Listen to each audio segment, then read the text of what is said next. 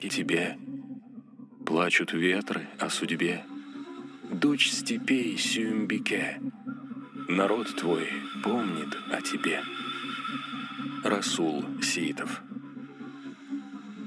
Сегодня нет былой, могущественной Ногайской Орды, но имя прекрасной Сюмбике не сходит со страниц истории, напоминая потомкам о жизни незаурядной женщины, чье имя по сей день с почтением и благоговением произносят во всем тюрко-мусульманском мире. На ногайском «суюф» означает «любовь», а «суюнуф» означает «радость». Но по иронии судьбы, испытаний и горести ей выпало значительно больше. Сюмбике – дочь правителя Ногайской Орды Юсуфа и прапраправнучка основателя династии Эдигея, одна из первых женщин-мусульманок в истории исламского мира, которые выполняли роль главы государства.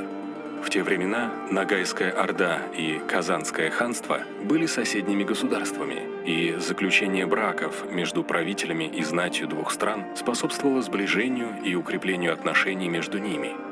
Все три брака царицы были династийными. Первый брак с Джанали был несчастным и бездетным. Второй брак с могучим Сафа-Гиреем продлился 14 лет. В нем она родила сына, Утямыша. Третий брак был трагичным, поскольку ее связали с ненавистным Шехали. В марте 1549 года, после смерти Сафа-Гирея, Сюмбике стала регеншей при маленьком сыне. Она проявила себя мудрой правительницей и быстро завоевала народную симпатию. Она взяла на себя содержание мечети, при которой был погребен Сафа-Гирей, а также провела некоторые реформы, освободив крестьян, мелких ремесленников и торговцев от высоких налогов. За это летописцы назвали ее крестьянской царицей. Также Сюмбике передала в медресе при мечети Кул-Шарифа собственную библиотеку, воспользоваться которой мог любой учитель и даже ученик, причем не только этого медресе. Правление Сюмбике было недолгим, всего 2 года, с весны 1549 до середины 1551 года, когда, выданная Ивану IV в качестве политической заложницы, она, простившись с могилой Сафа-Гирея и с Казанью, вместе с сыном покинула город. В Москве Сюмбике оказывали всяческие почести. Вплоть до заключения третьего брака она с сыном жила в одном из кремлевских дворцов, пока их не разлучили. Впоследствии он был крещен под именем Александр. На Руси долго жили легенды и истории о Сюмбике, воспевающие ее очарование и прелестный образ. Сюмбике иногда называют «шестилучевой звездой» в княжеском гербе Юсуповых. Сюмбике в татарском национальном сознании фигура уникальная. В народе представление о ней остается неизменным. Умная, красивая женщина, примерившая на себе венец мученицы и желавшая уберечь народы от кровопролития ценой собственной свободы.